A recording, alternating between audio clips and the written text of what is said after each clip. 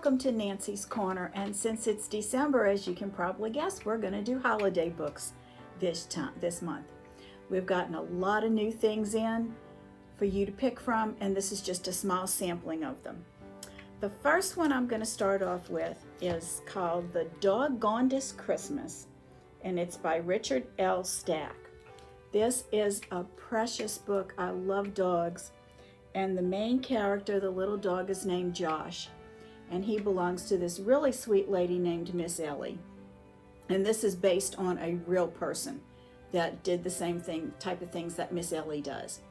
He is a mixed breed, and he has a lot of friends who are also mixed breeds.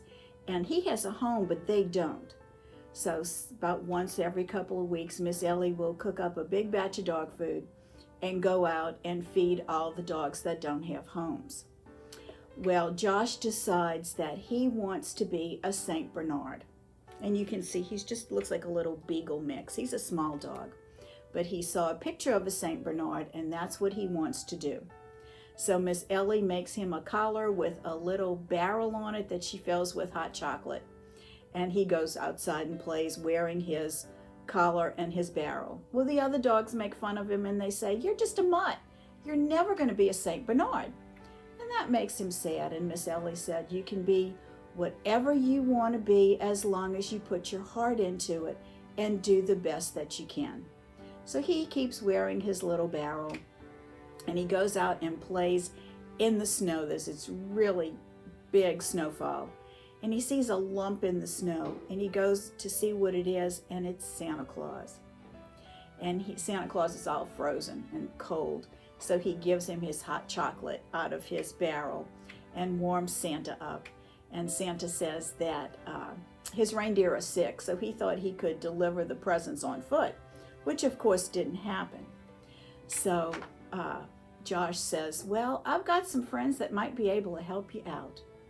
So he goes and gets his dog friends, and they become Santa's reindeer, because that's what they wanted to do. They wanted to be huskies and pull sleds.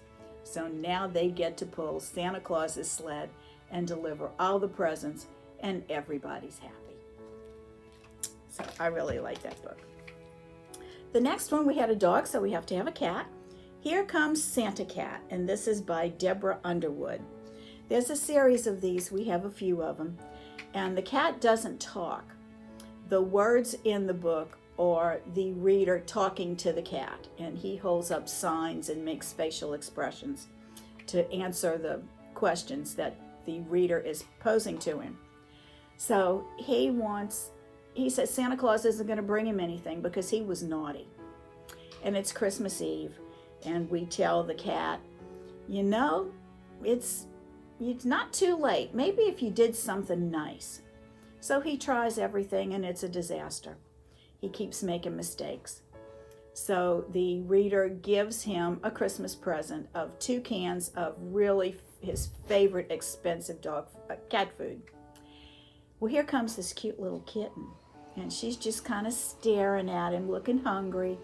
And he finally hands her one of his cans of cat food as a Christmas present, and she's all happy. And Santa Claus sees him do this, and he says, "Well, since you've been a good dog and you shared your cat food," he gave him a Christmas present, as it's a Santa's helper suit. So Santa Cat is very happy about that because he got a Christmas present. The next one is A Simple Christmas on the Farm. It's written by Phyllis Alsdorf.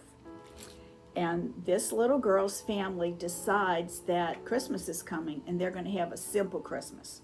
They're going to make all of their presents, and they're going to invite people to their barn for Christmas dinner. It's going to be a potluck. And she's not too sure about that. She wants a big tree, and they find this little Charlie Brown type tree and decorate that in the barn. And she's kind of okay with it, but she thinks she's not going to get a whole lot of presents. Well, she still gets presents. They're just all homemade. And the vet and the mailman comes to dinner in the barn with the grandparents and her parents, and they have a wonderful Christmas full of friends and family and good food. And she tells her mama and daddy at the end of the book, I think I want to have a simple Christmas next year. So that's a cute one. The next one is The Little Red Sleigh. It's by Aaron, I'm going to say this wrong, Gundelsberger. This is a little sleigh that lives in a toy shop, and it wants to grow up to be Santa Claus's sleigh. So it decides it's going to go to the North Pole so it can learn how to be Santa Claus's sleigh. Well, it's an awfully long way for a little sleigh to go by itself. So it rides on a train and it rides in a truck, and there's a snowstorm when it's in the truck. The truck is carrying Christmas trees to the North Pole, but it gets stuck in the snow. So it tells the little sleigh, if you want to get there by Christmas Eve, you better go on your own. Well, on the way to the North Pole, this little girl finds the sled, and she starts playing on it. And she's going up and down the hills and around the neighborhood, and the other children are playing on the sleigh and having just the best time ever. So it is Christmas Eve, so she brings the little sleigh home with her. And it says, well, I'm kind of sad because I didn't get to the North Pole to grow up to be Santa Claus's sled. But Santa Claus finds it.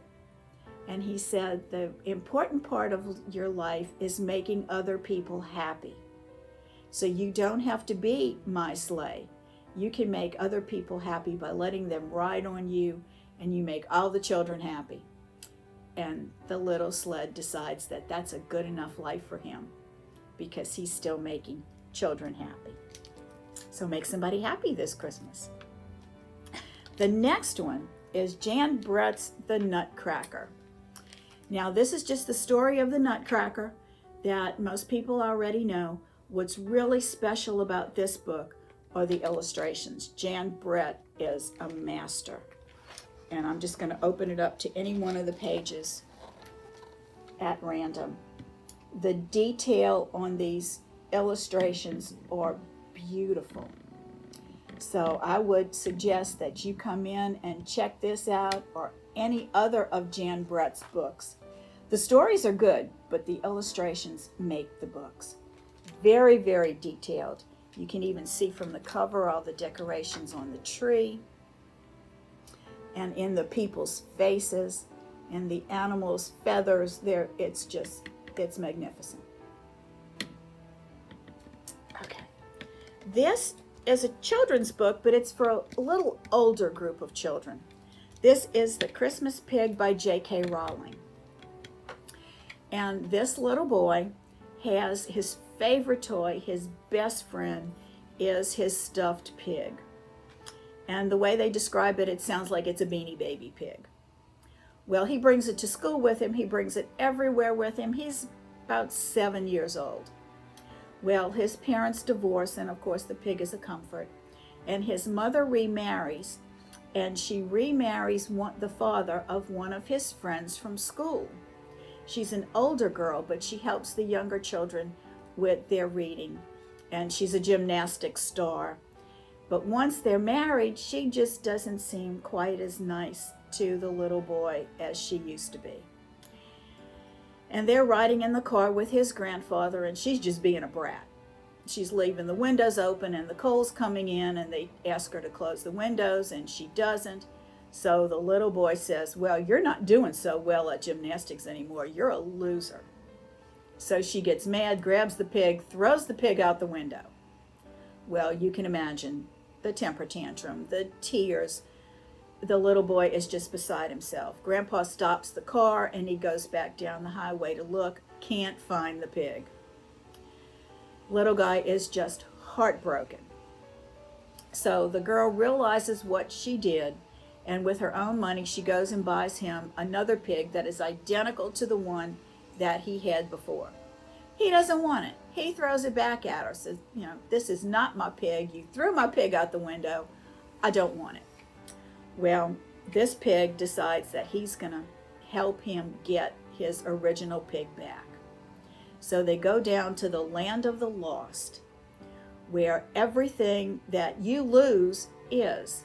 And there's different sort of cities or sections to the Land of the Lost for the things like if you lose your keys, you'll find them in a couple of hours. So you'll just go right back to your owners. There are also some places where people never find it, and that's the bad place. It's a little scary the way they describe some of these things, some of these places, but if you read it to your child, if it's too young to read it on their own, you can explain it's just a story, but it is a little scary, but it ends beautifully.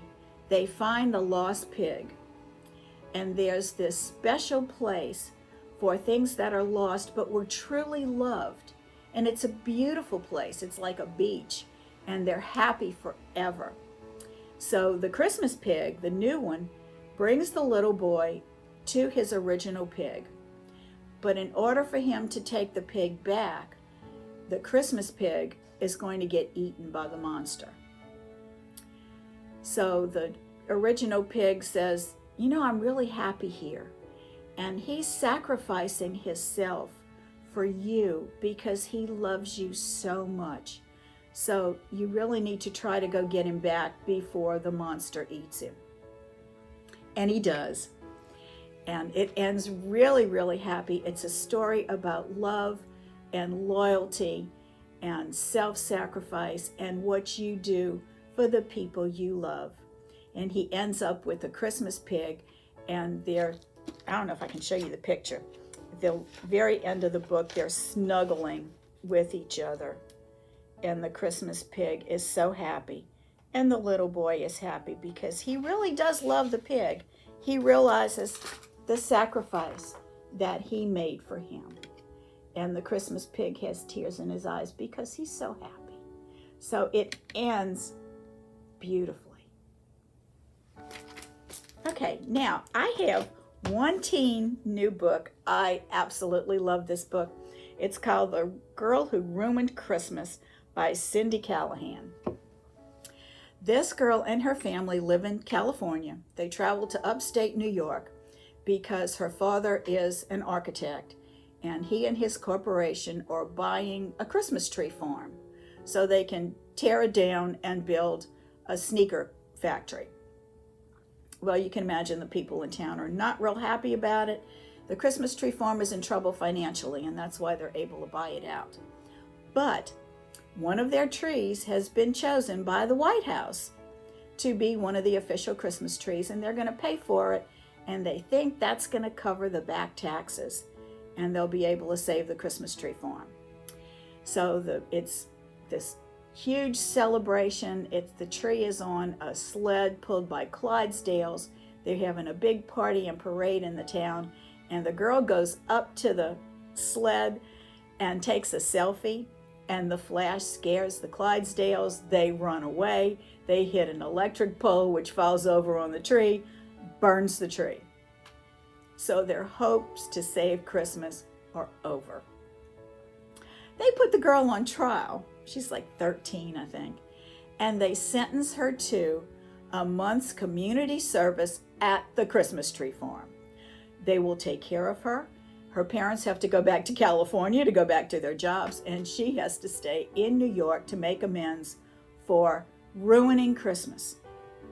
Well, they're really nice people, and the teenagers don't really like her all that much, but she does prove herself. And she finishes her community service, and she convinces her father, these people don't wear sneakers. It's worn maybe a month or two out of the year. They're on the Canadian border. And what they would really like to do is, instead of building a sneaker factory that nobody's ever going to use, they want to build a bridge between the United States and Canada so the Canadian people can come over and shop because they're so close. So the father decides to give up on the sneaker factory. They build the bridge, raise the money to save the Christmas tree farm, and the family actually ends up moving to this little town because everybody is so nice. This is such a wonderful book, in my opinion only, for teens. It's clean. There's no demons. There's no nasty stuff. It's all really nice people. It's taking responsibility for your mistakes. So there is a lesson to be learned from it. Really nice, fun Christmas book. And that's what I have for children and teens. Now we're going to go to the adult books. The first one is an audio book. It's called The Matzo Ball, and it is written by Jean Meltzer. The main character of this book is Rachel. She is a really good Jewish girl. Her father is a prominent rabbi. Her mother is a surgeon. They are just everything that a good Jewish family should be. And they expect her to live up to that. And she does. Except for one thing. She is head over heels in love with Christmas. She has her office that is Christmas trees and a train. She binges Hallmark movies. I can imagine this being a Hallmark movie next year. And she writes Christmas romance novels. She's written under a pen name, so they don't know who it is.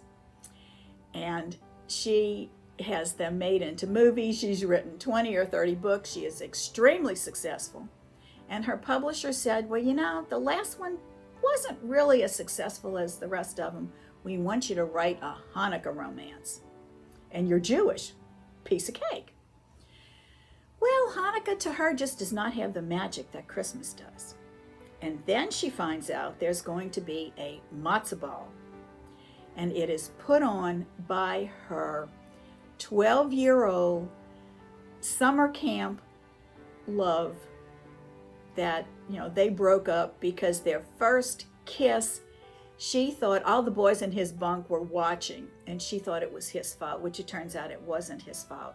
So she leaves and breaks his heart, and his heart is broken. He has become a very successful party planner all over the world. He's based in Paris, and he comes back because he is putting on the Matzo Ball, and her parents invite him to dinner to help celebrate Hanukkah. So she goes, oh, if I can get a ticket to this Matzo Ball, that'll give me stuff to write for my book. Well, they used to play pranks on each other in camp, and they really like each other. And she's so secretive, she doesn't want anybody to know that she has chronic fatigue syndrome, first off, and that she is a successful Christmas romance writer, because she thinks it would destroy her parents. So she asks him for a ticket to the Matzo Ball. He goes, I don't have any more. But if you volunteer, you can come. So he gives her all of these horrible jobs. He makes her dress up in a Matzo Ball costume, and she's miserable. So she finally quits and says, I'm not going to do it. Well, he tries to get her back and get back on her good side. And as you can probably figure out the ending, they get back together. The romance blossoms. And one part I really like, she finally comes clean at the Matzo Ball and tells everybody who she is and what she does for a living. And her father looks at her mother and says, but we already knew that. And the mother goes, yes, but now she's telling us. So they've been all right with it the whole time, and she's been hiding it because she thought that they wouldn't approve. I finished reading this last night. It was very, very cute. Please listen to it. Okay, this one is The Wish Book Christmas by Lynn Austin. And if any of you are around my age, you will remember the Sears Wish Book Christmas catalog. It was wonderful. Well, these two little kindergarten boys, their mothers have been friends for years. It's in the early 1950s. They get a hold of Santa's Christmas wish book from Sears, and they want everything. And they're going to sit on Santa's lap and bring the wish book with them and go page by page and show Santa everything that they want for Christmas. Well, one set of grandparents really are rich enough to get them everything they want for Christmas. And the mothers put their foot down and say, no, that's not what we want to teach them. So they decide that they are the wise men in their school play, and they're going to give wise men gifts, which is, they're only 5 years old. So they walk a neighbor's dog. They give some of their old clothes and old toys to a poor family, And they really start to like doing this. They think it's fun to give presents and make people happy for Christmas. And it's not all about getting. So the mothers have already told them one thing on each page that you can tell Santa about. And you might get some, you might not get everything, but they've been whittling it down little by little. And it's a really great story about sharing and friendship and the really true meaning of Christmas. Very cute book. And it brings back nice memories of the Sears Wish book. This is a fun one. Christmas in the Alps by Melody Carlson. And it wouldn't be Christmas without a Melody Carlson Christmas book. We have a lot of them. If you haven't read them, they're all good. The main character is Simone. And her grandmother dies and she inherits her house and she's cleaning it out. And she finds a letter written to her about a year and a half before this time from her great-grandmother in France that says, I want you to come and find my treasure. It's been hidden since the 1940s and I want you to find it. It is yours. Well, this girl is terrified of flying. And she goes, I don't care. I'm not getting on a plane. I don't care what the treasure is. You're not getting me on a plane to fly to France for Christmas. Well, her best friend encourages her and forces her and makes all the reservations. Here's your plane ticket. I'm helping you pack and you're leaving. So she goes, as scared as she is. And of course, on the plane, she sits next to this very handsome man who is also going to France. And the funniest part of this book is she falls asleep and she wakes up and the plane has stopped. And she goes, oh, we're in Paris already. And he goes, no, it's a layover in Iceland. Iceland! And she starts freaking out. How did we get to Iceland on the way to Paris? And he said, well, you're flying on Icelandic Air and that's why the ticket was so cheap.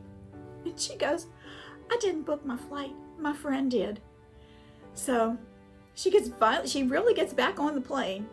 And while they're talking, she says, talk to me to keep me calm. And he tells her he's going to France because he wants to be a clockmaker. And it is a dying art.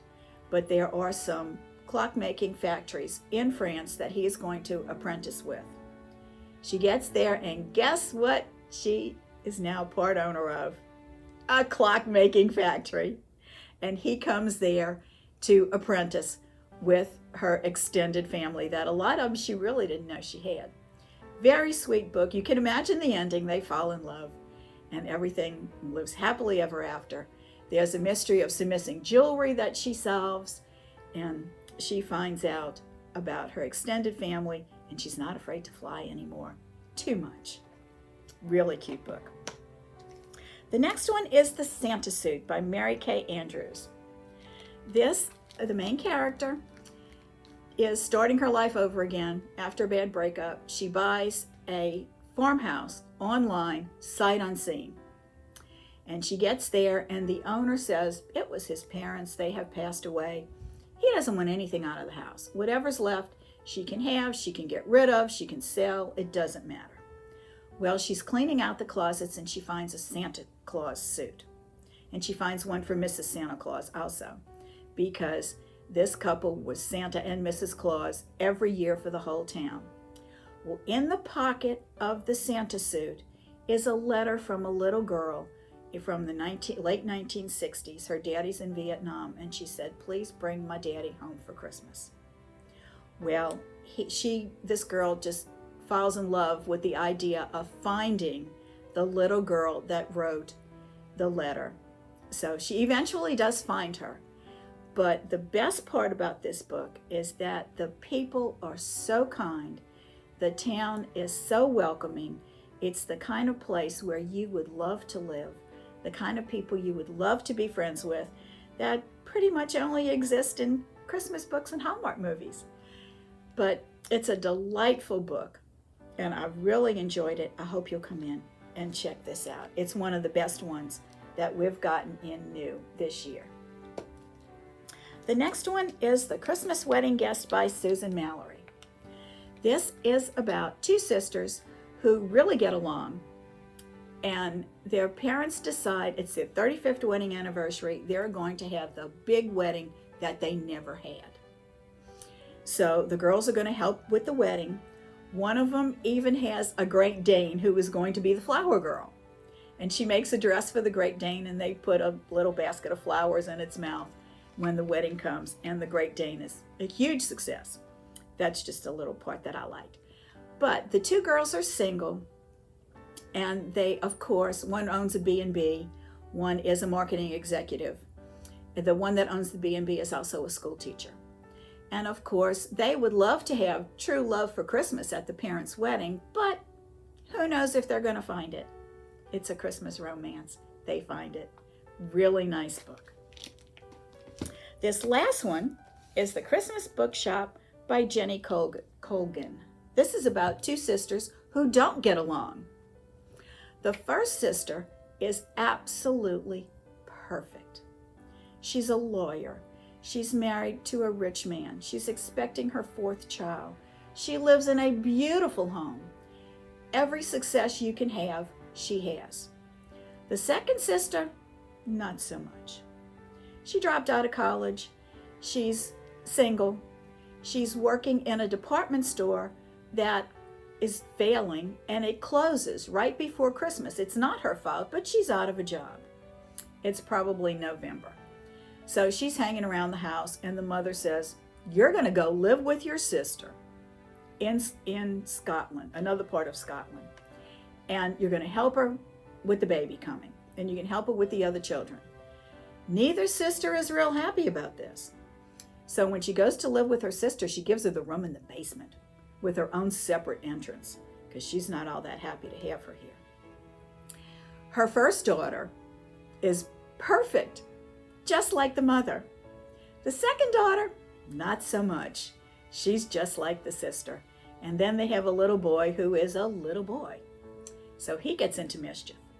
Well, the sister who's the lawyer gets her younger sister a job in a bookshop that is in financial trouble and getting ready to close.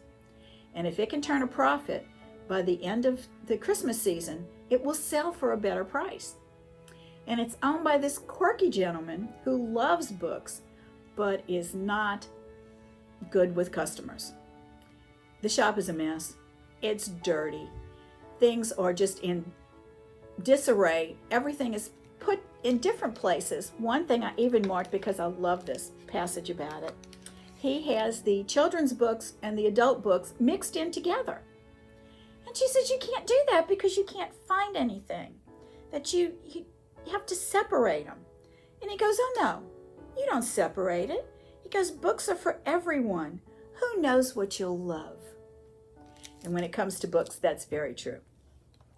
Well, she does help him get the bookshop back on track. She meets all kinds of quirky people and a lot of all the townsfolk, and they really are nice people, but this old gentleman has been to himself for so long that they didn't really bother with him anymore.